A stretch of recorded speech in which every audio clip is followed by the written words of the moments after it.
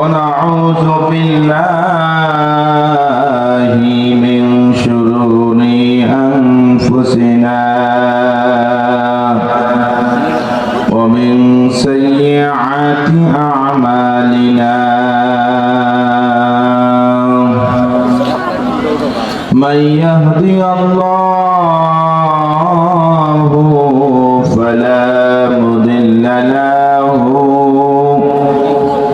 ومن يضلله فلا هادي له نشهد أن لا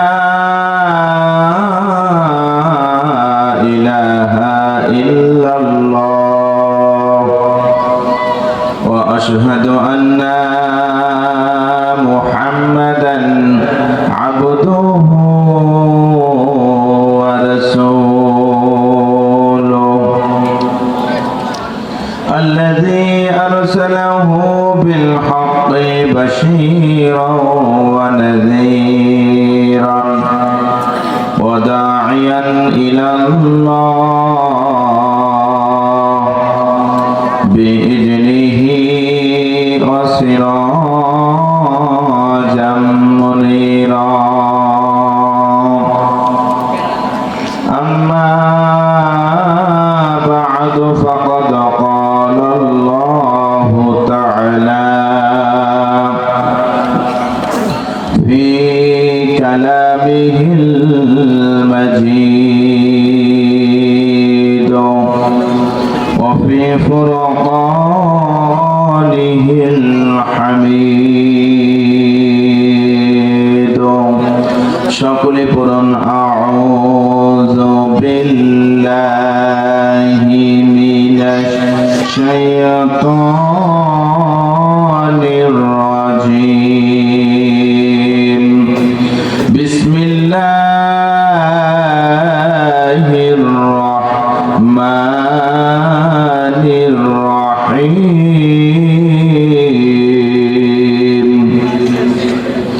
ومن أحسن قولا ممن دعا إلى الله وعمل صالحا وقال إنني من المسلمين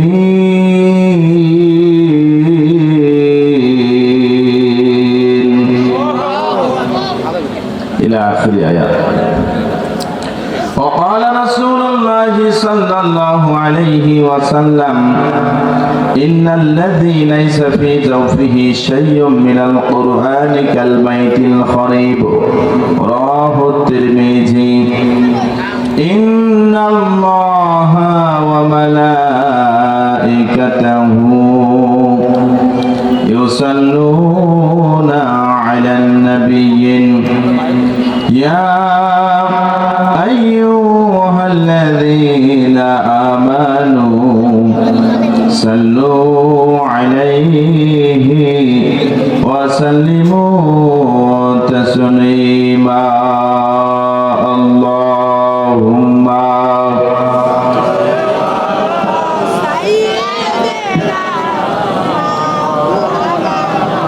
নবীর প্রতি মহব্বত সকলের আছে না নাই? চিল্লা বলেন আছে না নাই? কম না বেশি? যদি বেশি থাকে সকলেই প্রাণ খুলে মন উজাড় করে দিয়ে জোর কণ্ঠে দরুদ পড়ে আল্লাহুম্মা। এই যে দাঁড়ানো ভাই কয়জন যদি কষ্ট করে এই পাশে আসতেন খুবই মজা হতো। দাঁড়ানো ভাইরা এইদিকে আসেন, সামনে আসেন। সব কজন ভাই একজনও থাকবেন ওখানে। এই যে এদিকে থাকেন আপনারা। এই ফুলবাড়ির লোক কথা কম শোনে নাকি? একদম সামনে আসতে হবে, দাঁড়ানো একজনও থাকবেন না। ওয়ালা আলী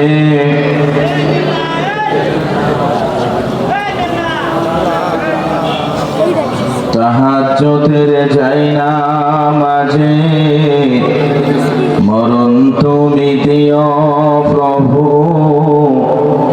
কিয়ামতে দিনের পথে কবুল করে নিও প্রভু।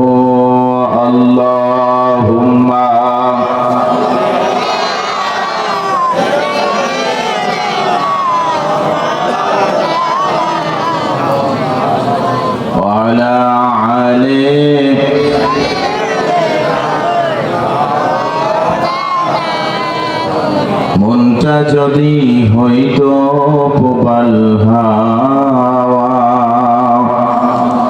হইতো যদি শুভ্র কবুতর, মেঘের ডানায় পাঠিয়ে দিতাম, মেঘের ডানায় পাঠিয়ে দিতাম মদিনার পথে, যেথায় আমার প্রিয় নবী ঘুমাই নিরন্তর, যেথায় আমার প্রিয় নবী ঘুমাই নিরন্তর। আল্লাহুম্মা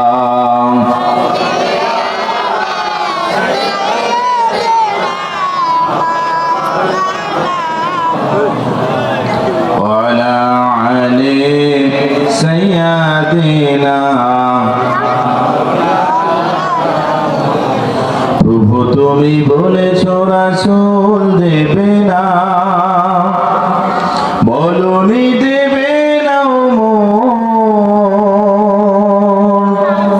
বলনি দেবে না হামজা তারিখ, খালি দেবে জয় সমর। প্রভু তুমি বলেছো রাসূল দেবে না, বলনি দেবে না ওমরের যুগ, রাশেদার সে খেলাফত, ফিরিয়ে দেবে না আলোর সমাজ, কেটে কেটে আধারে রাত। পৃথিবীতে আর তুমি প্রভু দেবে না, খুলে সোনালি দোন,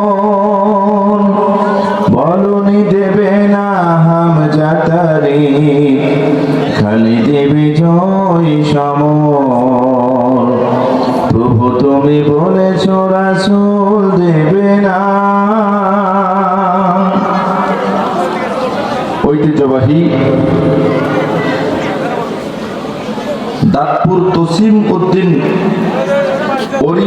ওফিরুন নেসা হাফিজে মাদ্রাসা এতিমখানা লিল্লাহ বোটিং এর উদ্যোগে ৪র্থতম বার্ষিকী বিশাল তাফসীরুল কোরআন মাহফিল, অধ্যক্ষার মাহফিলের সম্মানিত সুযোগ্য সভাপতি জনাব আলহাজ মোহাম্মদ মতিউর রহমান মুকুল, সভাপতি ৫ স্টার ক্লাব হাজীপাড়া মোড়, সহসভাপতি জনাব মোহাম্মদ মানিক মণ্ডল, সাধারণ সম্পাদক নিরাপদ সড়ক সাইফুলবাড়ি শাখা, প্রধান অতিথি অধ্যাপক ডক্টর শেখ সাদেক আলী সাদেক, অধ্যক্ষ দিনাজপুর মেডিকেল কলেজ ও হাসপাতাল দিনাজপুর, উপদেষ্টাগণ, অতিথিবৃন্দ, বরেণ্য অতিথিবৃন্দ, আমন্ত্রিত অতিথিবৃন্দ, প্রধান আলোচক জনাব হাফেজ কারি মাওলানা আবু আইয়ুব আনসারী ঢাকা, পদ্মার আড়ালে বসে আছেন মা এবং বোনেরা, রাস্তায় দাঁড়িয়ে আছেন এখনো কিছু ভাই যারা আমার কথাকে এখনো কর্ণপাত করছেন না, চিন্তা করতেছে যে হুজুর ওয়াজ শুরু করেন দেখি গালা কেমন, আছে না নাই? যদি ভালো লাগে যাবো, না হলে ভুলে যাবো, আছে না নাই? এমন লোকও আছে। সাংবাদিক বন্ধুগণ, প্রশাসনের ভাইয়েরা, মিডিয়ার কর্মী ভাইয়েরা, আলোচনার শুরুতে সকলকে সালাম, আসসালামু আলাইকুম ওয়া রাহমাতুল্লাহি ওয়া বারাকাতুহু। কেমন আছেন আপনারা? কেমন আছেন? আমাদের ভালো রেখেছেন কে? ভালো রাখেন কে? আল্লাহর প্রতি বিশ্বাস আছে না নাই? কম না বেশি? অগাধ বিশ্বাস ভালোবাসা নিয়ে, কলিজা ভরা সাহস শক্তি নিয়ে কোরআনের মাহফিলে এসেছি কোরআন শোনার জন্য। কথা বলেন ঠিক কিনা? আমরা কেউ আসি নাই, আমাদের পৌঁছে দিয়েছেন কে? চিল্লা বলেন কে? আমরা আসতে পারি নাই, আল্লাহ তাআলা নিয়ে এসেছেন। এজন্য শুরুতেই মহান রবের শুকরিয়া। সকলে প্রাণ খুলে মন উজাড় করে দিয়ে জোর কণ্ঠে চিল্লায় বলি আল্লাহুম্মা আমিন। আবারও বলি আল্লাহুম্মা আমিন। এবার সকলে চিল্লায় বলি আলহামদুলিল্লাহ। দরুদ এবং সালাম বর্ষিত হোক বিশ্ব মানবতার মুক্তির দিশারি আকাই নামদার তাজদারে মদিনা আহমদ মুস্তাফা মুহাম্মদ মুস্তাফা আমরা চিল্লায় বলি সাল্লাল্লাহু আলাইহি ওয়াসাল্লাম। শ্রদ্ধা করে স্মরণ করছি, দোয়া করছি যে সকল মধ্যে মুজাহিদগণকে আল্লাহ পাক রব্বুল আলামিন দ্বীনের জন্য, ইসলামের জন্য শাহাদাতের হিসেবে কবুল করেছেন এবং আমরা যারা উপস্থিত হয়েছি আমাদের মধ্য থেকে অনেকে আমরা আব্বাকে হারিয়েছি, কথা বলে ঠিক কিনা? অনেকে মাকে হারিয়েছি, আপনজনকে হারিয়েছি, সন্তান হারিয়েছি। আমরা এতিম হয়ে আজকে মাহফিলে বসেছি। আমরা দোয়া করছি যারা কবরের জমিনে ঘুমায় পড়েছেন আল্লাহ পাক সকলকে নাজাত দিয়ে জান্নাতের ফয়সালা করুন। চিল্লায় বলি আল্লাহুম্মা আমিন। আবারও বলি আল্লাহুম্মা আমিন। ভাইয়ের আমার, আপনারা কি মন খারাপ করতেছেন? কিছু কথা বলা যাবে? শুনবেন, চলে যাবেন, নাকি সমালোচনা করবেন? আমি জানি কিছু লোক সমালোচনা করে, ওই যে যারা রাস্তায় আছে, গেটে আছে, এরা সমালোচনা করবে, যারা বসছে তারা করবেন না। তো সময়টা আমাকে হয়তো খুব বেশি দেবে না, একদম 9:40 বেজে গিয়েছে। কমপক্ষে 1 ঘন্টা সময় না দিলে কিন্তু ভাই পরবর্তী হুজুরের ওয়াজ ভালো হলো না, আমি মেনে নেব না। কমপক্ষে 1 ঘন্টা সময় দিবেন, এরপরে কথা বলবেন। এর আগে আপনারা মাইকে আমাকে স্লিপ দিবেন না ইনশাল্লাহ। তো আমি একটি কথা বলে নেই, সেটা হলো আপনারা চিন্তা করতেছেন যে হুজুর তো চ্যাংড়া মানুষ, যুবক, কি যে বলে। আমি বলবো বর্তমানে দেশের অবস্থা করুন, বক্তাও দরকার তরুণ, কথা বলে ঠিক না? এই জন্য তরুণদেরকে সামনে এগিয়ে আসতে হবে। ওসমান হাদির মতো আমাদেরকে দাঁড়াইতে হবে দেশের জন্য, স্বাধীনতা সার্বভৌমত্বের জন্য, ইসলামের জন্য, কথা বলে ঠিক না? শহীদ আবু সাইদের মতো দাঁড়িয়ে থাকতে হবে, তবেই বাংলাদেশ। আর যুবকরা যদি বসে পড়ে হেরে যাবে বাংলাদেশ, কথা বলে ঠিক না? আমরা কোনো দাদা বাবু রাম বামদের কাছে মাথা নত করি না। আমাদের জীবন দিয়েছেন যিনি, জীবন নেবেও তিনি। অতএব ইসলামের জন্য লড়বো, ইসলামের জন্য মরবো। কোন ব্যক্তি বস্তু, কোন দলকে খুশি করার জন্য আমরা এখানে আসি নাই। আমরা এসেছি মহান রবের কথা বলতে, কথা বলে ঠিক না? আল্লাহ পাক আমাকে কিছু কথা বলা, আপনাদের ধৈর্য সহকারে শ্রবণ করার তৌফিক দান করুক। চিল্লাহ বিল আল্লাহুম্মা আমিন। ভাইরা আমার, আমি একটা এক্সাম্পল দিয়ে কথাটা শুরু করি, বক্তব্য শুরু করি। ডান বাম ভূমিকা রাখবো না, সরাসরি কোরআন থেকে এখন যাচ্ছি আমি। ওই কিছু এলাকার দুষ্ট ছেলে মেয়ে আছে, প্রেম করে বিয়ে করে। কি করে বিয়ে করে? প্রেম প্রীতি করে কিনা এলাকায় আছে? আমার এলাকায় ভাই 6 লাখ, কোনো মেয়ে নাই, কোনো ছেলে নাই, সিট খালি নাই, সব বুক। এলাকাও আছে। এই যুবক যুবতীদেরকে রক্ষা করার প্রয়োজন আছে না নাই? এই প্রেম করা হালাল না হারাম? চিল্লা বলে হালাল না হারাম? হারাম। আমি ওই জয়পুরহাটে এক মাহফিল করেছিলাম, এই বিষয়ে কথা বলেছিলাম। তো এক মেয়ে কল দিয়েছে আমাকে যে হুজুর যে করলেন তাতে তো প্রেম বাদ দেওয়া লাগে। তো আমরা তো জানি মন ভাঙ্গা মানে মসজিদ ভাঙ্গা। তাহলে আমি যে প্রেম করলাম এতদিন, যদি প্রেম ব্রেকআপ দেই তাহলে আমার কি হবে? কথা আছে না নাই? এরা ফতোয়া বানিয়ে নিয়েছে, মন ভাঙ্গা মানে মসজিদ ভাঙ্গা। হাই রে ফতোয়া। আমি তাকে বললাম তুমি ভেঙ্গে চুরমার করে দাও, প্রেম ব্রেকআপ করে দাও, তোমার কোনো সমস্যা নাই। আল্লাহর কাছে তওবা করো। ইতিপূর্বে যে জিনা ব্যভিচার হয়েছে, পাপের কাজ হয়েছে, এগুলোর জন্য আল্লাহর কাছে তওবা করো, আল্লাহ পাক চাইলে ক্ষমা করতে পারেন, কথা বলেন। এই জন্য ফিরে আসতে হবে যুবকদেরকে। তো প্রেম করে বিয়ে করার পরে এই দুষ্ট ছেলে বিবাহিত হয়েছে, কিন্তু দুষ্টমি যায় নাই, নিজের বউ বাদ দিয়ে অন্যের সাথে প্রেম করে। আছে না নাই? অন্যের বউয়ের সঙ্গে লাইন করে। তো একদিন রাত্রিবেলা অন্য স্ত্রীর সঙ্গে ওই যে প্রেম ভালোবাসা করে বাসায় ফিরছে। ফেরার পরে যেই রুমের মধ্যে ঢুকছে, ঢোকার পর দেখে তার যে বউ আছে, নিজের স্ত্রী, তার স্ত্রীর মোবাইলের মধ্যে লেখা হচ্ছে বিউটিফুল। কি লেখা হচ্ছে? বিউটিফুল। এখন এই দুষ্ট চিন্তা করতেছে আমি তো অপরাধ করে আসলাম, ঠিক আমার বউ কারোর সঙ্গে এগুলো কাজ করতেছে। চোরের মন কি? পুলিশ। এইটা ভাষা বোঝায়, আলহামদুলিল্লাহ। চোরের মন পুলিশ। পুলিশ এই অপরাধ করে আসছে, ভাবতেছে আমি যে অপরাধ করলাম আমার বউ এগুলাই করতেছে। কি বলে? তো এখন বউকে ধরে ফেলতেছে, সত্য কথা বলো, কার সঙ্গে তোমার লাইন, কোথায় প্রেম ভালোবাসা তোমাকে বলতেই হবে। স্ত্রী বলে আল্লাহর কসম করে বলি তুমি ছাড়া আমার কোনো দ্বিতীয় প্রেমের লোক নাই, আমি তোমারই ভালোবাসি, আই লাভ ইউ। বলে আই লাভ ইউ বাদ দে, কার সঙ্গে প্রেম করে সেটা কথা বলো। এবার স্ত্রী চিল্লা বলে আমি কার সঙ্গে প্রেম নিবেদন করি না, আমি তোমার সঙ্গে প্রেম করি। এই যুবক কথা মানে না, বউকে পিটান শুরু করছে। বউ চিল্লা বলা শুরু করে দিয়েছে। আশপাশ থেকে লোকজন চলে এসেছে, এসে জিজ্ঞাসা করে কি হয়েছে। যুবক বলে আমার বউ অন্যের সঙ্গে প্রেম করে, প্রমাণ পেয়েছি। কি প্রমাণ? একটু আগে আমার বউয়ের মোবাইলের মধ্যে লেখা উঠলো বিউটিফুল, তার মানে কেউ মেসেজ দিয়েছে। এবার বন্ধুগণ, প্রতিবেশী বলতেছে টেনশনের কি আছে, মেসেজ আসতে চেক করো তাহলে তো হয়ে যায়। কোন নাম্বার থেকে মেসেজ আসলো, আউটবক্স ইনবক্স চেক করলে তো হয়ে যায়। এবার মোবাইল খান হাতের মধ্যে নেওয়ার পর থেকে মোবাইলটা অফ হয়ে আছে। বোঝার জন্য বলছি শুনুন, এই যে আমাদের সকলের হাতে হাতে ফোন আছে না নাই? ফোন এগুলোতে চার্জ দেওয়া লাগে না? চার্জ ছাড়া চলে নাকি? চার্জ দিতে হয়। তো মোবাইল যখন চার্জ শেষ হয়ে যায় তখন এই চার্জের মধ্যে পিন দিয়ে লাগা দিতে হয়। চার্জ উঠতে উঠতে উঠতে তো যখন চার্জটা ফুল হয়ে যায়, লেখা ওঠে কি? Battery full. কি লেখা ওঠে? তো ওই স্ত্রীর মোবাইলে চার্জ ছিল না, চার্জে দেওয়া ছিল। চার্জ হইতে হইতে হইতে যখন চার্জ ফুল হয়েছে, লেখা হচ্ছে ব্যাটারি ফুল। এই দুষ্ট ওই সময় ঢুকে দেখে লেখা হচ্ছে বিউটিফুল। ঝামেলা আছে না নাই? আসলে হইছে হলে ব্যাটারি ফুল, এ বুঝতে হলো বিউটিফুল। ঝামেলা আছে না নাই? বন্ধুগণ, বোঝার জন্য বলছি, আমরা কোরআন থেকে কথা বলি, হাদিস থেকে কথা বলি, আগা মাথা বোঝে না, সাইডে দাঁড়িয়ে থেকে সামান্য 2-1 মিনিট কিছু কাট করা কথা শুনে হ্যাঁ হুজুর রাজনীতি করে গেল বলে কি বলে না? খালি হুজুর রাজনীতি করলো, কিন্তু আমার বক্তব্য শুনলো না। শুরু থেকে শেষ পর্যন্ত না শুনে কেউ যদি মন্তব্য করে তাকে ধরবেন, এরপরে মন্তব্য করুক, আমার আপত্তি নেই। আল্লাহ পাক কবুল করুন, চিল্লায় বলে আল্লাহুম্মা আমিন। ভাই আমার, আল্লাহ পাক রব্বুল আলামিন দুনিয়ার জমিনে পাঠিয়ে দিলেন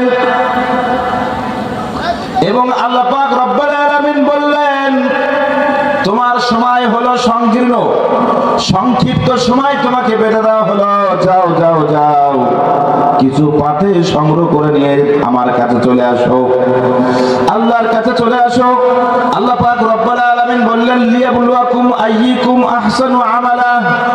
আমি তোমাকে পাঠিয়ে দিয়েছি কেবলমাত্র একমাত্র তোমার আমলের পরীক্ষার জন্য, যাচাই বাছাই করার জন্য যে তুমি আমলের দিক দিয়ে শ্রেষ্ঠত্ব অর্জন করতে পারো কিনা, এটা জানার জন্য তোমাকে পাঠিয়ে দিলাম। তুমি যদি এই সময়টুকু যদি ভালো কাজে ব্যয় না করো, ভালো পথে ব্যয় না করো, ভালো পথে যদি ব্যয় না করো, এর জন্য জবাব দিতে আছে না নাই? দুনিয়ার জমিনে আমরা যাহা যাহা করব, মৃত্যুর পরে আমরা তাহা পাবো। বিন্দু পরিমাণ, চুল পরিমাণ কম বেশি করা হবে না। কাউকে আল্লাহ পাক রব্বুল আলামিন বেশি ভালোবাসা দেখাবেন না, কারোর উপর জুলুমও করবেন না। দুনিয়ার জমিনে যতটুকু আমল করেছো ততটুকু সব এবং ততটুকু পাপের ঘোষণা দিয়েছেন স্বয়ং আল্লাহ। কথা বলেন। এই জন্য বন্ধুগণ, এই দুনিয়া শেষ হয়ে যাবে, এরপর পরকাল আছে না নাই? চিল্লা বলেন, আছে না নাই? পরকাল আছে, পরকাল মুখে আমাদের হতে হবে।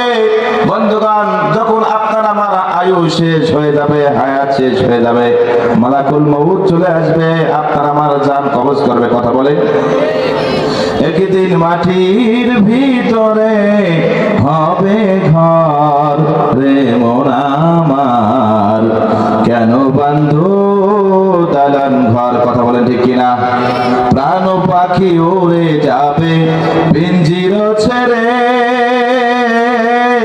ধরা ধমে সবই রবে, তুমি যাবে চলে।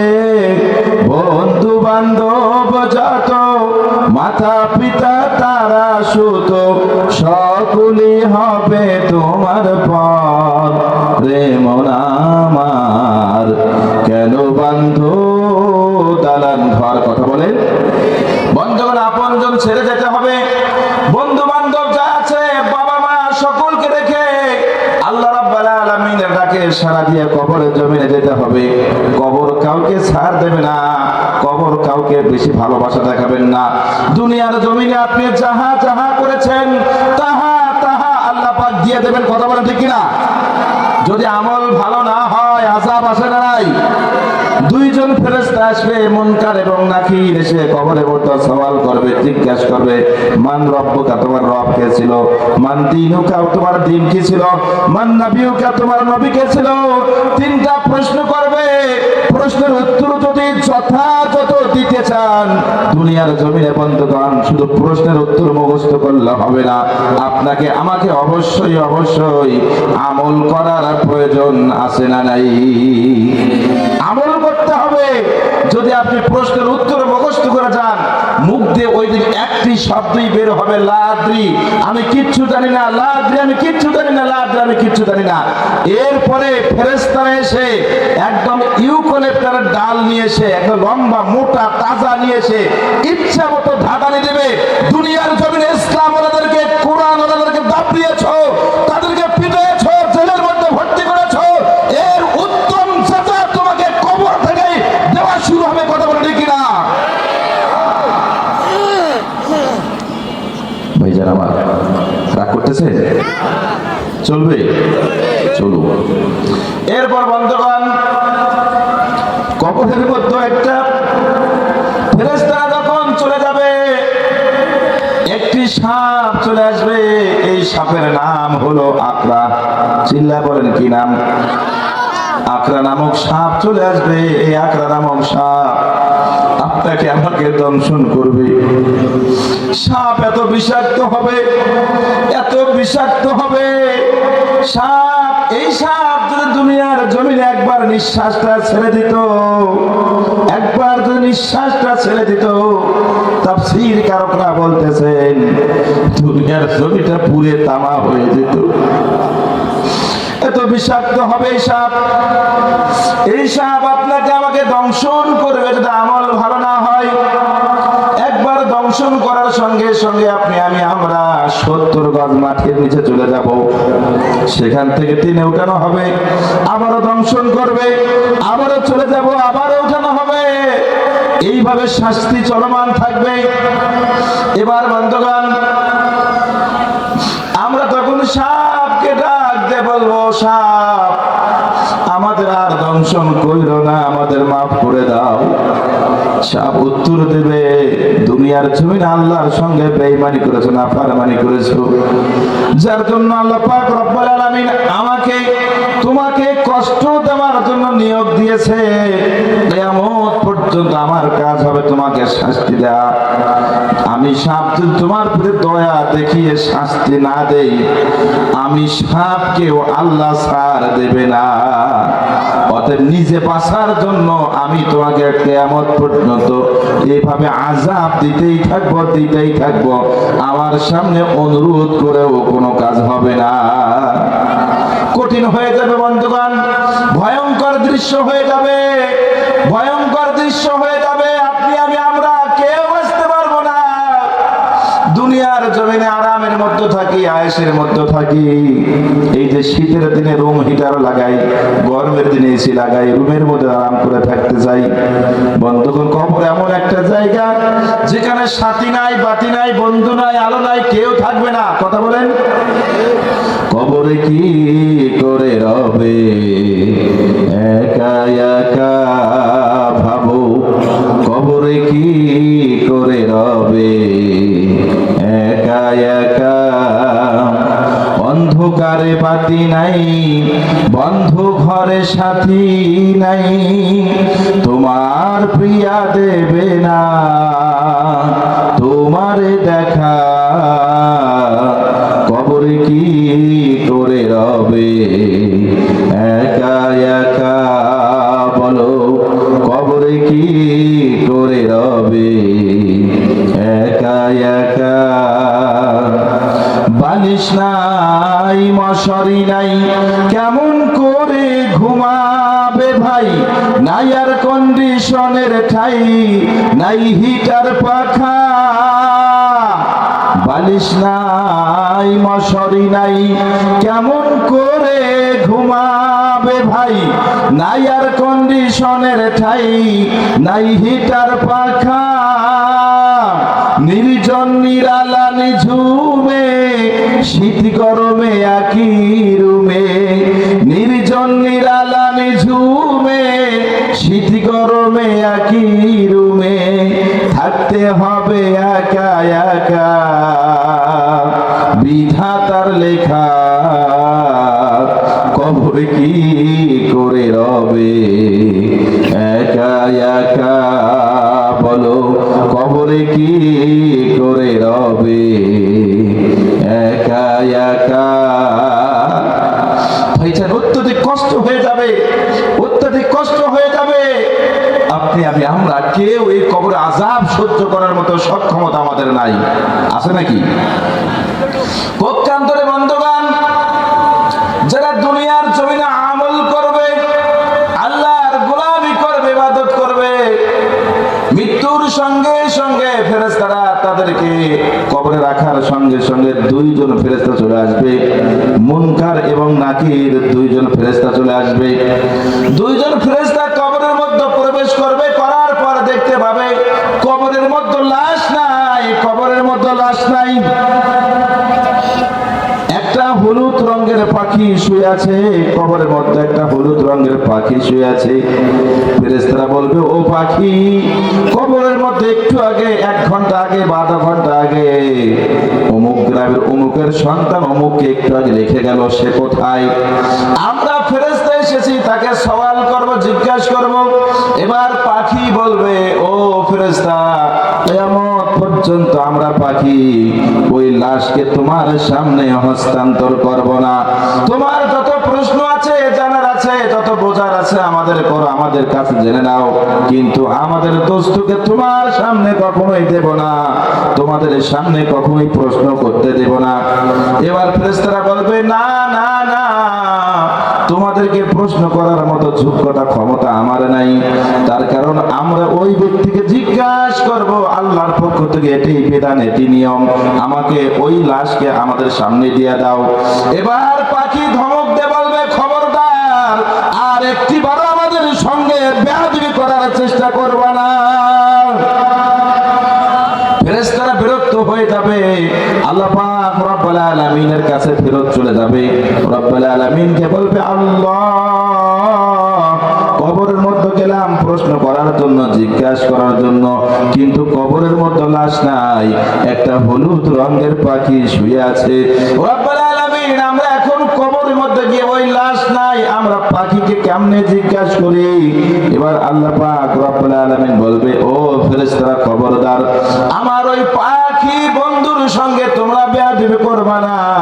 যাও যাও যাও, কবরের মধ্যে যাও, তার পরিচয় জেনে নাও এবং পাখিরা যাহা বলে ওটাই মেনে নাও, খবরদার তাদের সামনে বেয়াদবি করবে না। চলে বলি মারহাবা। ফেরেশতারা আবার চলে আসবে কবরের মধ্যে। আসার পর বন্ধুগণ, কবরের মধ্যে এসে পাখিদেরকে বলবে, ও পাখি, তোমাদের পরিচয়টা জানতে চাই। এখন আপনারা বলেন, এই কবরের মধ্যে যে পাখি শুয়ে আছে, এই পাখির পরিচয় জানার দরকার আছে না নাই? চিল্লা বলেন, আছে না নাই? কারা কারা পাখির পরিচয় শুনতে চান? দুহাত উঁচু করে আল্লাহকে দেখান। লিল্লাহে তাকবীর। কারা হাত উঁচু করেন দেখেন তো, সকলে তুলছেন? আল্লাহ কবুল করুন, চিল্লায় বলে আল্লাহুম্মা আমিন। তাহলে পাখির পরিচয়টা আমরা জানতে চাই, কি বলেন? আমরা জানতে চাই। আমি কোরআনুল কারীম থেকে আলোচনা শুরু করব, এই জন্য আমি একটু সাইজ করে নিচ্ছিলাম মাত্র। দাঁড়ানো ভাই কয়জন একটু সামনে এসে বসেন, মজা আছে সামনে, ব্যাপক মজা আছে ভাই, একটু সামনে বসে দেখেন কোরআনে মজা। পৃথিবীতে কোথাও মজা পাবেন না, কোরআনে যে মজা আল্লাহ পাক দিয়েছে, কথা বলেন। এই জন্য কোরআন শুনতে হয় মজা করে। চিল্লা বলে, কি করে? মজা করে কোরআন শুনতে হবে। আমরা তো নসিমুল সুন্দরের গান অনেক শুনেছি, কিন্তু বাপ মাকার আমাদের মজা লাগে না, মজা লাগে না। ওই তাৎক্ষণিক কিন্তু এনার্জি কাজ করে, একটু পর সব শেষ, কি বলেন? এই জন্য কোরআনের মজা যুগ যুগ ধরে থাকবে, যুগ যুগ ধরে ছিল। আল্লাহ পাক কবুল করুন। আবার বলে আল্লাহুম্মা আমিন। ভাই আমার একটু সময় নিয়ে একটু পরে মাহফিল বিষয়ে বলবো, তারপর একটু সাইজ করে নেই। এরপর আসুন সূরা হামিম আস-সাজদা 33 নং আয়াত, নাজিলের প্রেক্ষাপট। নাজিল হলো কেমনে? বিশ্বনবী সাল্লাল্লাহু আলাইহি ওয়াসাল্লাম বাইতুল্লাহর পার্শ্ববর্তী এলাকায় বসা আছেন, মনটা বড় ভার, টেনশন টেনশন হচ্ছে, জনগণকে ইসলামের দাওয়াত দেই, কোরআনের দাওয়াত দেই, জনগণ কেন আমার কথাগুলো শুনতেছে না? যদিও তারা ইসলামের পক্ষে আসে, কাফের বেঈমানরা তাদেরকে নির্যাতন চালায়, অত্যাচার চালায়, ঈমান গ্রহণ করে বটে কিন্তু লাস্টিং করে না। মজবুত ঈমানদার পাওয়া বড় কঠিন হয়ে দাঁড়িয়েছে। বিশ্বনবী সাল্লাল্লাহু আলাইহি ওয়াসাল্লাম বসে বসে ভাবতেছেন এমত অবস্থায় বাইতুল্লাহ শরীফের পার্শ্ববর্তী এলাকায় আবু সুফিয়ানের শ্বশুর উতবা ইবনে বারি, আবু সুফিয়ানের শ্বশুর উতবা ইবনে বারি সহ তারা 5-7 জন বসে আছেন, গোল মিটিং করতেছে। এবার তাকিয়ে দেখে আব্দুল্লাহর ছেলে মুহাম্মদ রাসূলুল্লাহ সাল্লাল্লাহু আলাইহি ওয়াসাল্লাম তিনি একা একা বসে আছেন, ঝিমিয়েছেন। উতবা ইবনে বারি বলতেছেন, ও আমার সাগীরাতরা, বন্ধুরা শুনে নাও, এই যে আমাদের ভাতিজা, আমাদের আপনজন, আমাদের ভাই বড় বেচারা বেকায়দায় পড়ে গেছে। কোন আল্লাহর কথা শুনে কার পক্ষে মানুষদেরকে ডাকে, আমরা বড় বিব্রত বোধ করি। এবার আমরা যদি তাকে ওই রাস্তা থেকে ফিরাইতে না পারি তাহলে কিন্তু আমাদের সমস্যা আছে। লোকজন বলতেছেন সম্ভব নয়, উতবা ইবনে বারি বলতেছেন সম্ভব নয়, তবে চেষ্টা করতে দোষ নাই, চেষ্টা করতে দোষ নাই। এটা বলে কি বলে না? এই জন্য বন্ধুগণ, উতবা ইবনে বারি বলতেছেন আমার বড় ইচ্ছা হয় আমি তাকে নির্জনে একাকী পেয়েছি, আমি তাকে ইসলাম থেকে ফেরানোর জন্য দাওয়াত দেই, ওই আল্লাহর পথ থেকে ফেরানোর জন্য দাওয়াত দেই। এবার সাগীরাতরা বললেন সম্ভব নয়, কাজ হবে না। তিনি বললেন তোমরা আমাকে অনুমতি দাও, আমি একবার চেষ্টা চালিয়ে দেখি। তার সাগীরাতরা বললেন ঠিক আছে, যাও তাকে চেষ্টা চালাও, দাওয়াত দিয়ে দেখো হয় কিনা। এবার উতবা ইবনে বারি আবু সুফিয়ানের শ্বশুর তার বন্ধুদের কাছ থেকে উঠে চলে গেলেন, বিশ্বনবীর কাছাকাছি গিয়ে বসলেন, হাঁটুর সঙ্গে হাঁটু গেড়ে দিয়ে বসলেন, মুখোমুখি হয়ে বসলেন, হাত দুখানা ধরলেন। আমার ভাতিজা আব্দুল্লাহর ছেলে মুহাম্মদ, বেচারা তোমাকে দেখে কষ্ট লাগে, তোমার প্রতি মায়া হয়, মহব্বত হয়। ওরে বাবা, তুমি কেন পাগলামো করতেছো? তুমি যে দাওয়াত দিচ্ছ এই দাওয়াতটা ভুল, বাপদাদার ধর্মের মধ্যে চুনকালি লাগতেছে। তুমি কুরাইশ বংশের সন্তান, তোমার একটা গ্রহণযোগ্যতা আছে। এরপরেও তুমি দেখতে সুন্দর, তোমার বাচন ভঙ্গি ভালো, তোমার কণ্ঠ ভালো, আওয়াজ ভালো, সব সুন্দর। বাবা আমি তোমারে যদি বলি এই রাস্তা ছেড়ে দিয়ে তুমি আমাদের সঙ্গে আসো, বাপদাদার ধর্মের মধ্যে আসো, পূর্বের ধর্মে ফিরে আসো, এগুলা বাদ দাও। তুমি তোমার এর কারণে তুমি যদি আমাদের কাছে কোনো বিষয় দাবি করো, সে দাবিগুলো আমরা পূরণ করার জন্য আমরা কুরাইশ বংশের সমস্ত নেতৃবৃন্দ তৈরি আছি। তুমি যদি চাও আমাদের মাঝে কুরাইশদের নেতা হবা, আমি ওয়াদা দিলাম আমরা সকলে মিলে তোমাকে নেতা বানাবো। জোরে বলেন কি বানাবো? নেতা বানাবো যদি চাও। এরপর বিশ্বনবী চুপচাপ রইলেন। বিশ্বনবী বললেন আপনি বলে যান। এরপরে উতবা ইবনে বারি বললেন তুমি যদি চাও তোমাকে আমরা ধনাত্মবান ব্যক্তি বানিয়ে দেব, আমাদের যত অর্থ করি টাকা পয়সা সব টাকা পয়সা তোমাকে দিয়ে দেব যদি তুমি চাও। এরপরে 3 নম্বর প্রস্তাব দিলেন, যদি তুমি চাও সবচেয়ে সুন্দরী নারীদেরকে তুমি নিবা, আমরা গোটা পৃথিবী ধোলাই করে দিয়ে সবচেয়ে সুন্দরী নারীদেরকে তোমাদের সামনে হাজির করাবো। চিল্লায় বলি নাউজুবিল্লাহ। এই প্রস্তাবগুলো সুপ্রস্তাব নাকি কুপ্রস্তাব? চিল্লায় বলেন কি প্রস্তাব? কুপ্রস্তাব দিলেন। বিশ্বনবী সাল্লাল্লাহু আলাইহি ওয়াসাল্লাম তার প্রশ্নের একটা কথার উত্তর দিলেন না, তিনি নীরবে থাকলেন, একদম চুপচাপ করে বসে রইলেন। একটু পর আল্লাহ পাক রব্বুল আলামিন জিবরাইল আমিন আলাইহিস সালামকে পাঠিয়ে দিলেন। ও জিবরাইল জলদি করে যাও আমার দোস্ত, আমার বন্ধুকে উতবা ইবনে বারি কুপ্রস্তাব দিয়েছে, আমার দোস্ত কোনো উত্তর দেয় নাই। আমি আল্লাহ পাক রব্বুল আলামিন তার প্রশ্নের উত্তরগুলো বিশ্বনবীকে বলে দিতে চাই, এই জন্য জলদি করে যাও। এবার জিবরাইল আমিন আলাইহিস সালাম আসমান থেকে সরাসরি বিশ্বনবীর কাছে এসে পবিত্র কুরআনুল কারীমের 41 নম্বর সূরা সূরা হামিম আস-সাজদা সম্পূর্ণ সূরা খানা নিয়ে বিশ্ব নবীর কাছে হাজির, চিল্লায় বলি মারহাবা। হাজির হয়ে গেল বন্ধুগণ, মুসলমান ভাইরা, যুবক ভাইরা। এরপরে বন্ধুগণ, বিশ্বনবী সাল্লাল্লাহু আলাইহি ওয়াসাল্লামকে জিবরাইল আমিন আলাইহিস সালাম শিক্ষা দিলেন, কোরআনের শিক্ষা দিলেন, সূরা হামিম আস-সাজদা শিক্ষা দিলেন।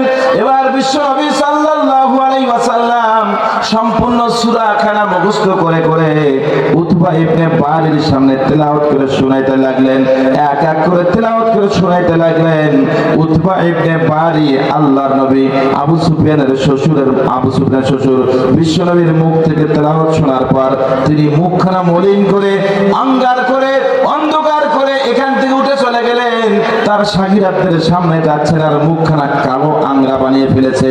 এবার আপনজনেরা, তার শাগিরাতরা বলতেছে, তোমাকে পূর্বেই বলেছিলাম ওই পাগলের কাছে গিয়ে কোনো লাভ হবে না, তাকে দাওয়াত দিয়েও কাজ হবে না, অতএব না দেওয়াই ভালো। আবু সুফিয়ানের শ্বশুর উতবা ইবনে বারি বলতেছে, তাকে আমি 3টা প্রস্তাব দিলাম, দেওয়ার পর সে একটা প্রশ্নের উত্তর দিলেন না। আমাকে সুন্দর করে সে আরবি ভাষায় কোরআন শোনায়া দিল, জোরে বলি মারহাবা। কোরআন শোনায়া দিলেন। উতবা ইবনে বারির মনটা দুর্বল, কোরআনের প্রতি দুর্বল হয়ে গেলেন। কোরআনের প্রতি মানুষের দুর্বলতা আছে না নাই?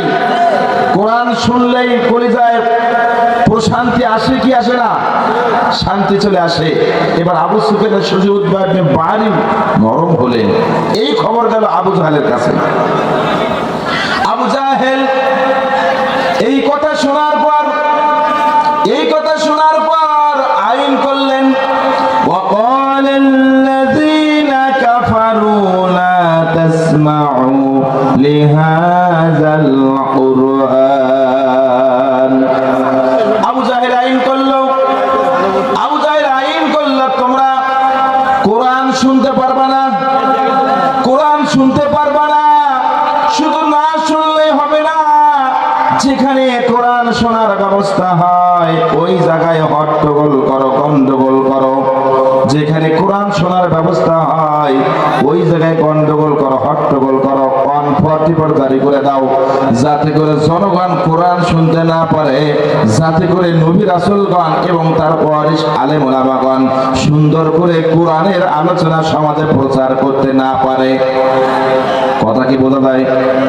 এখনো আজও যদি কেউ কোরআনের বিপক্ষে দাঁড়িয়ে যায়, কোরআনের মাহফিলে এসে জ্ঞানজাম করে, গন্ডগোল করে, ফাসাদ করে, রাস্তায় দাঁড়িয়ে থাকে এবং টোনা এবং টুনির জন্য চিন্তা ভাবনা করে, তারা মনে হয় আবু জাহেলের নাতিপুতি নয়। কি বলেন? এরা কিন্তু সেই আবু জাহেলের চেনা চামুন্ডা, যার কারণে কোরআনের মাহফিলে বিঘ্ন ঘটায়। এই আয়াত থেকে সেটাই আমরা শিখে পেলাম। কি বলেন বন্ধুগণ, মুসলমান ভাইরা? এইভাবে আল্লাহ পাক রব্বুল আলামিন পবিত্র কোরআনুল কারীমের মধ্যে 41 নম্বর সূরা হামিম আস-সাজদা নাযিল হয়ে গেল। নাযিলের প্রেক্ষাপট গেল। এখন সংক্ষেপে কিছু ব্যাখ্যা করি, এরপরে মূল বক্তব্যগুলো আমি ধীরে ধীরে চালিয়ে যাই। সময় যেহেতু অল্প হবে, এরপরে কথাগুলো বলতে হবে। আল্লাহ পাক রব্বুল আলামিন বললেন, শোনো, এবং মান আহসানু, তোমাদের মধ্যে উত্তম ব্যক্তি, উত্তম ওই ব্যক্তি, উত্তম ওই কথাটি সবচেয়ে ভালো কথা, যে কথাগুলো মানুষকে ইসলামের দিকে ডাকে। তার কথার চাইতে আর কার কথা উত্তম হতে পারে? যিনি মানুষদেরকে আল্লাহর দিকে ডাকে, নেক আমল করে এবং ঘোষণা দেয় আমি মুসলমান। এখানে 3টা বক্তব্য। কয়টি বক্তব্য? 1 নম্বর বক্তব্য হলো জনগণকে কোন দিকে ডাকতে হবে? আল্লাহর দিকে ডাকতে হবে, ইসলামের দিকে ডাকতে হবে। 2 নম্বর নেক আমল করতে হবে। 3 নম্বর মুসলমান হিসেবে সমাজে পরিচয় দিতে হবে। আমার কথা কি বোঝা যায়? বোঝা যায়?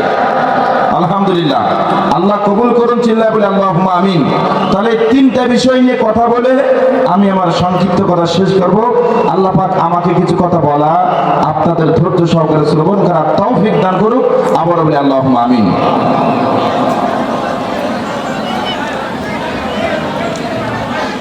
এত গ্যামজাম বাহিরে, থাক, সমস্যা নাই। আপনারা আছেন তো নাকি? কেউ উঠবেন নাকি? এই যে মুরব্বী বাবা ওঠেন কেন? পেশাব করবো যাবেন তো অনুমতি নেওয়া লাগবে না?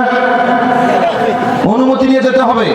তো আমি ওই জয়পুরহাটে এক মাহফিলে গিয়ে বললাম যে বাপদান অনুমতি নিয়ে যাবেন, তো শিখাইয়া দিলাম। প্রসাব হলো 1 নখ, বাথরুম হলো 2 নখ, তো এক মুরব্বী 3 নখ তুলে দাঁড়িয়ে আছে। তো আমি বললাম যে বাবা একও বুঝি, 2ও বুঝি, 3 তো বুঝি না। বলছে বাবা বুঝবা না, একটা টান দিয়েছি বাবা, নেশা। নেশা ওঠে কি ওঠে না? হ্যাঁ, যারা বিড়ি খায় তারা বোঝে এই যে বিড়ি খাওয়ার জ্বালা। ভাইয়ের আমার, যাই হোক, যদি প্রয়োজন হয় একটু অনুমতি নেবেন, কেউ উঠবেন না, বসেন। ভাইয়ের আমার, আল্লাহর দিকে ডাকতে হবে, ইসলামের দিকে ডাকতে হবে। নবী করিম সাল্লাল্লাহু আলাইহি ওয়াসাল্লাম বললেন, বাল্লিগ আন্নি ওয়ালাউ আয়া, আমার পক্ষ থেকে যদি তোমরা একটি আয়াত জানো, একটি শব্দ জেনে থাকো, এটা জনগণের মাঝে প্রচার করে দাও, এটা প্রচার ঘটাও। যদি তোমরা কোরআন সুন্নাহর জ্ঞান অর্জন করার পরে এই জ্ঞানখানা একা একা আমল করো, কঠিন কালেও তোমার আমলগুলো আল্লাহর দরবারে মঞ্জুর হবে না। আল্লামা আশরাফ আলী থানভী রহমাতুল্লাহ আলাইহি তিনি একটি কিতাবের মধ্যে লিখেছেন, মসজিদের কোণায় বসে বসে যদি তুমি নামাজ আদায় করতে করতে হাঁটুর মধ্যে কড়া ফেলো, দাগ ফেলো, কপালের মধ্যে দাগ ফেলেছো, তসবির দানা গুনতে গুনতে ক্ষয় করেছো, এরপরে ইবাদত করতে করতে জায়নামাজ ক্ষয় করে ফেলেছো, কিন্তু আল্লাহর দরবারে তোমার একটা নামাজও মঞ্জুর হবে না। লোকজন বলেন, হুজুর কারণটা কি? আল্লামা আশরাফ আলী থানভী রহমাতুল্লাহ আলাইহি বললেন, একটি মাত্র কারণে তোমার ইবাদত গুলো গ্রহণযোগ্য হচ্ছে না, আল্লাহর কাছে মঞ্জুর হচ্ছে না। কারণ হলো তুমি যতটুকু জানো নিজে আমল করো, কিন্তু তোমার প্রতিবেশী আপনজন যারা পার্শ্ববর্তীতে আছে একা একা নামাজ পড়ো, কিন্তু কাউকে নামাজের দাওয়াত দাও না। এই জন্য আল্লাহ পাক রব্বুল আলামিন তোমার নামাজগুলো মঞ্জুর করবে না। এই জন্য বন্ধুগণ, নামাজ আদায় করার দরকার আছে না নাই? নামাজ আদায় একাই করবেন নাকি লোকজনকে সাথে করে নিয়ে করবেন? সকলকে সঙ্গে করে নিয়ে নামাজ আদায় করার প্রয়োজন আছে না নাই? মুসলমান ভাইরা আমার, যুবক ভাইরা আমার, এই জন্য আমি আপনাদেরকে বলবো, এই যে কোরআনে আল্লাহ পাক রব্বুল আলামিন বললেন, ওয়ামান আহসানু কাওলাম মিম্মান দাআ ইলাল্লাহ, তোমাদের দায়িত্ব হলো আল্লাহর দিকে মানুষদেরকে ডাকা। চিল্লা পড়েন, কোন দিকে ডাকা? কোন দিকে ডাকা? আল্লাহর দিকে ডাকা। নবী রাসূলগণ কোন দিকে ডেকেছেন? কোন দিকে ডেকেছেন? আল্লাহর দিকে ডেকেছেন। সাহাবায়ে কিরামরা কোন দিকে ডেকেছেন? আল্লাহর দিকে ডেকেছে। এজন্য আমাদেরকেও এই কাজগুলো করতে হবে। ইসলামের পক্ষে, কোরআনের পক্ষে, জনগণকে নামাজের পক্ষে রাখতে হবে। যদি আমরা জনগণকে নামাজের দিকে না ডাকি, ইসলামের দিকে না ডাকি, নিজে একা একা নামাজ কালাম করেন, ইবাদত বندگی করেন, আপনার ইবাদত গুলো মঞ্জুর হবে না। কথা বলেন বন্ধুগণ, আল্লাহর নবীর একজন সাহাবী ছিলেন, নাম ছিলেন আসওয়াদ বিন গালিব। চিল্লাবেন কি নাম? আসওয়াদ বিন গালিব। আল্লাহর নবীর সাহাবী আসওয়াদ বিন গালিব নব মুসলিম ছিলেন। বিশ্বনবী সাল্লাল্লাহু আলাইহি ওয়াসাল্লাম একদিন রাস্তায় দাঁড়িয়ে সুন্দর করে বক্তব্য দিচ্ছেন। জনগণ বিশ্বনবীর মুখ দিয়ে কথাগুলো শ্রবণ করতেছেন, শুনতেছেন, মজা নিচ্ছেন। এমত অবস্থায় বিশ্বনবী সাল্লাল্লাহু আলাইহি ওয়াসাল্লামের বক্তব্য শোনার পর আসওয়াদ বিন গালিব, আল্লাহর নবীর এই সাহাবী, তৎক্ষণাৎ ইসলাম ধর্ম গ্রহণ করেন নাই, মুসলমান হন নাই। তিনি দূরে দাঁড়িয়ে বিশ্বনবীর বক্তব্যগুলো শুনতেছেন। এবার বন্ধুগণ, আসওয়াদ বিন গালিবের পরিচয় হলো তিনি ছিলেন একজন গোলাম। মানুষের বাড়িতে চাকর থাকতেন, ছাগল চড়াইতেন। ছাগলে চড়াইতে চড়াইতে ছাগলের মধ্যে থাকতে থাকতে ওই ব্যক্তির শরীরের মধ্যে ছাগলের মতো দুর্গন্ধ আসতো। ছাগলের মধ্যে থাকতে থাকতে ছাগলের মতো শরীর থেকে দুর্গন্ধ আসতো। আসওয়াদ বিন গালিবকে কেউ কাছে নিত না, পাশে বসতো না, বসাইতো না, ভালো মন্দ কথা বলতো না। এই জন্য আসওয়াদ বিন গালিব দূরে থেকে থেকে বিশ্বনবীর সুন্দর বক্তব্যগুলো শ্রবণ করতেছেন। এমত অবস্থায় দুই চোখের পানি ছেড়ে দিয়েছেন। বিশ্বনবী সাল্লাল্লাহু আলাইহি ওয়াসাল্লাম বক্তব্য প্রায় শেষের দিকে দূরে নজর করে দেখে একজন ব্যক্তি, কালো মানুষ, চেহারা কুৎসিত হয়ে গিয়েছে, নাকটা ঠ্যাপসা, চেহারাটা বেটে, এই ব্যক্তি চোখ বেয়ে বেয়ে একদম ঝর্ণার মতো পানি পড়তেছে। বিশ্বনবী ইশারা করলেন, কাছে আসো। সঙ্গে সঙ্গে আসওয়াদ বিন গালিব একটু কাছে আসলেন। বিশ্বনবী বললেন আরো কাছে আসো, আরো একটু কাছে আসলেন, আবার বললেন আরো কাছে আসো, আর একটু কাছে আসলেন। এমনি ভাবে তাকে ধীরে ধীরে বিশ্বনবী সাল্লাল্লাহু আলাইহি ওয়াসাল্লাম কাছে ডেকে নিয়ে পাশে বসালেন। চিল্লায় বলি মারহাবা। পাশে বসালেন। পাশে বসার পর আসওয়াদ বিন গালিব আল্লাহর এই গোলাম ছোট বাচ্চার মতো ডুকরে কান্না শুরু করে দিলেন। বিশ্বনবী বলেন, কান্না করো কেন? তিনি বললেন, আজ পর্যন্ত আমি কখনো কোনো মানুষের কাছে এইভাবে কাছে বসতে পারি নাই। আমারে কেউ বসতে দিত না, কেউ কাছে নিত না, কেউ সালাম কালাম দিত না। দূরে থেকে আপনার কথা শুনে মহব্বত হয়ে গেল। আমার বড় ইচ্ছা, আমার চেহারা যদি ভালো হতো, দুর্গন্ধ না থাকতো, আমি এই মানুষটার কাছে বসে একটু গল্প শুনতাম। ভাগ্যের কি পরিহাস, আমাকে আপনি কাছে ডেকে পাশে বসালেন। এই জন্য আনন্দের কারণে আমার চোখ বেয়ে বেয়ে পানি পড়তেছে। যদি বলি মারহাবা। আসওয়াদ বিন গালিবের কথা শুনে বিশ্বনবী বললেন, তোমার নাম কি? তিনি বললেন, আমার নাম আসওয়াদ বিন গালিব। বিশ্বনবীকে আসওয়াদ চেনে না, তিনিও বললেন, তোমার নাম কি? বিশ্বনবী বললেন, আমার নাম আব্দুল্লাহ ছেলে মুহাম্মদ, আমি মুহাম্মদ রাসূলুল্লাহ সাল্লাল্লাহু আলাইহি ওয়াসাল্লাম। বিশ্বনবী বললেন, তুমি কি করো? আসওয়াদ বিন গালিব বললেন, আমি ছাগল চড়াই। আসওয়াদ বিশ্বনবীকে জিজ্ঞাসা করলেন, তুমি কি করো? আসওয়াদ বিন গালিব বলতেছেন, আমি মানুষের ঈমান চড়াই। কথা কি বোঝা যায়? আসওয়াদ ছাগল চড়ান, ছাগল দেখভাল করে, আর বিশ্বনবী বললেন, আমি মানুষের ঈমান দেখভাল করি, ঈমানের হেফাজত করি, ঈমান চড়াই। এবার আসওয়াদ বললেন, সেটা আবার কি? এটা তো বুঝি না। বিশ্বনবী সাল্লাল্লাহু আলাইহি ওয়াসাল্লাম বললেন, আসওয়াদ, তুমি কি নাজাত চাও? বলে, হ্যাঁ, নাজাত চাই। আল্লাহর নবী সাল্লাল্লাহু আলাইহি ওয়াসাল্লাম আসওয়াদ বিন গালিবকে জান্নাতের বর্ণনা দিলেন, জাহান্নামের বর্ণনা দিলেন। দুনিয়াতে আমরা কিভাবে আসলাম, কে আমাদের নিয়ে আসলো, এই বিষয়টা নিয়ে বিশ্বনবী শিক্ষা দিলেন, জানান দিলেন। আল্লাহর নবী সাল্লাল্লাহু আলাইহি ওয়াসাল্লাম সম্পূর্ণ ঈমানের ব্যাখ্যা শোনার পর আসওয়াদ বললেন, আমিও ঈমান গ্রহণ করতে চাই। জোরে বলি মারহাবা। জাগো জাগো মুসলিম সেনা, জাগো জাগো মুসলিম সেনা, কখনো ভাঙবে রে তোর ঘুম। জাগ্রত হয়ে দেখাও তোমরা মর্দে মুজাহিদ, জেগে ওঠো মুসলিম হাতে নাও, জেগে ওঠো মুসলিম হাতে নাও। আলীর জুলফিকার মুসলিম এখনো জীবিত আছে, জানো বিশ্ববাসী। লিল্লাহে তাকবীর। ভাইরা আমার, বিশ্বনবী সাল্লাল্লাহু আলাইহি ওয়াসাল্লাম আসওয়াদ বিন গালিবকে ঈমানের শিক্ষা দিলেন। ঈমান গ্রহণের জন্য আসওয়াদ বিন গালিব পাগল পারা হয়ে গেলেন, অস্থির হয়ে গেলেন। ইয়া রাসূলুল্লাহ, আমি ঈমান গ্রহণ করতে চাই, আমিও বাঁচতে চাই, জান্নাত পেতে চাই। আল্লাহর নবী বললেন, জান্নাত চাও? বলে, হ্যাঁ, আমি জান্নাত চাই। বন্ধুগণ, দাওয়াতি কাজের কথা বলতেছিলাম। আসওয়াদ বিন গালিব ঈমানের জন্য অস্থির হয়ে গেলেন। আল্লাহর নবী সাল্লাল্লাহু আলাইহি ওয়াসাল্লাম বললেন, তোমাকে পবিত্রতা অর্জন করতে হবে।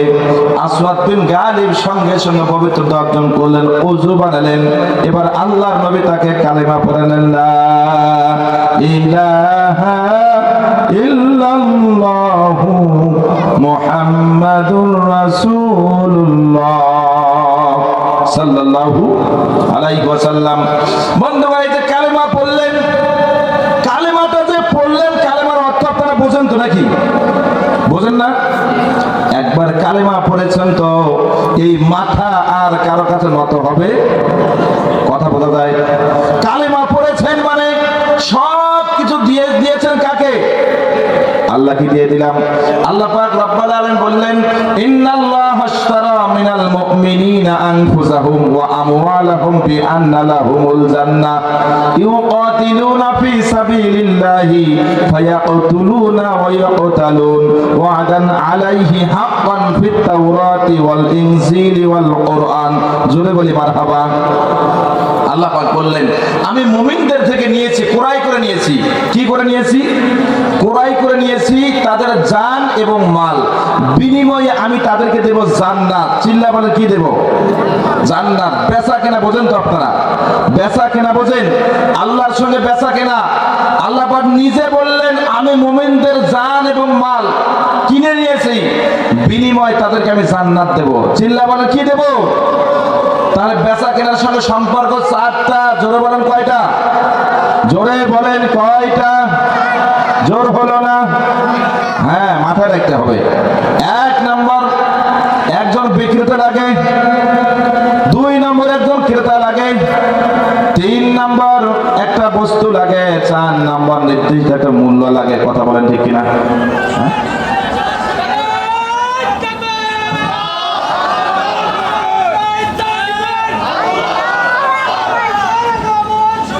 আলহামদুলিল্লাহ, লিল্লাহে তাকবীর, লিল্লাহে তাকবীর। প্রধান বক্তার আগমন, প্রধান বক্তার আগমন। যে আলহামদুলিল্লাহ আমাদের মাঝে আজকের এই মাহফিলের প্রধান আকর্ষণ, প্রধান বক্তা চলে এসেছে। আপনারা খুশি না বাজার? খুশি না বাজার? খুশি। তো আমি তো আলোচনা করতে পারছি না, তাহলে কি হবে? হ্যাঁ, ঠেকাতে হবে? হ্যাঁ, চলবে? চলবে? চলুক, চলুক, হুজুর মরুক। হ্যাঁ, আলহামদুলিল্লাহ, হুজুর মারা যাবে না, বুঝছেন? এই জন্য শীতের দিন, কনকনে শীত চলছে, গভীর রাত করার প্রয়োজন নাই। তো আমি এসেছি, কিন্তু ওই যে মাগরিবের পরে চলেছে, আমি বারবার যে একটু ধ্যান কথা বলে যাই। সেই প্রায় 70 কিলোমিটার দূর থেকে মোটরসাইকেল চলে আসছি। আজকে সর্বোচ্চ কষ্ট হয়েছে আমার মাহফিল আসতে। এরকম কষ্ট করে মাহফিল আমি কখনো যাই না। আজকে সর্বোচ্চটা হয়েছে, কিছু কথা বলার চলে এসেছে, বলা তার হলো না। মাইক চাইতেছে, দিনে হলো 9টা 40, কথা আছে আর 40 মিনিট বক্তব্য। যাই হোক, আলহামদুলিল্লাহ, আমি মা বোনদের বিষয় বলতেছিলাম, তারা একটু আমল কালাম করবেন। আমার বাপজান, আপনারা আমল কালাম করবেন ইনশাআল্লাহ। ইসলামের পক্ষে থাকতে হবে, কোরআনের পক্ষে থাকতে হবে। কথা বলা ঠিক না?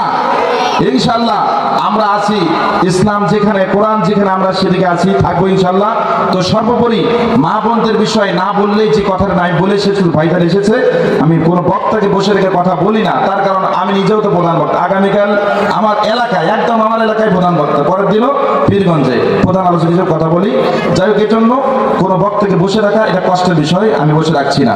আমি মা বোনদেরকে বলবো, 5 ওয়াক্ত নামাজ পড়ুন, সতীত্বের ইবাদত করুন, স্বামীর খেদমত করুন, রমজান মাসে রোজা রাখুন।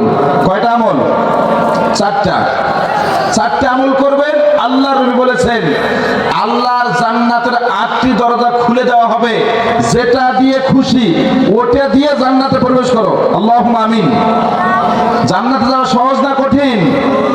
তাহলে মহিলারা 5 ওয়াক্ত নামাজ পড়বে, রমজান মাসে রোজা করবে, স্বামীর খেদমত করবে, সতীত্বের হেফাজত করবে।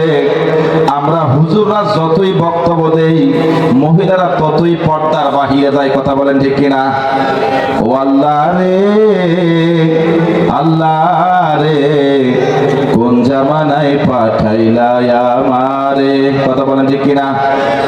জিন্সের প্যান্ট শার্ট পরিয়া মার্কেটেতে যায়, ছেলে নামে তারে বোঝা বড় দায়। কথা বলেন? ও আল্লাহ রে, আল্লাহ রে, কোন জামানায় পাঠাইলা আমারে। আল্লাহ পাক রব্বুল আলামিন আমাদের সকলকে কবুল করুন। সকলে বলে আল্লাহুম্মা আমিন।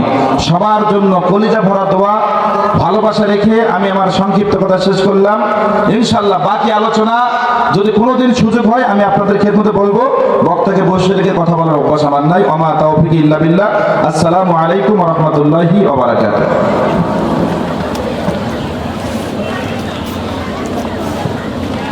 মাশাআল্লাহ, জাযাকুমুল্লাহ।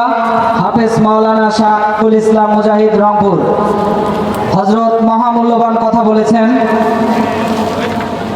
এদিক সেদিক আপনারা যারা ঘোরাফেরা করছেন, প্রধান বক্তা চলে এসেছে।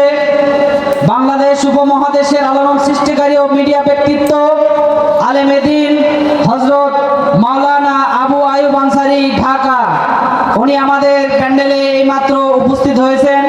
যারা যেখানে দাঁড়িয়ে আছেন অতি দ্রুত মাহফিলের প্যান্ডেলে আপনারা চলে আসেন।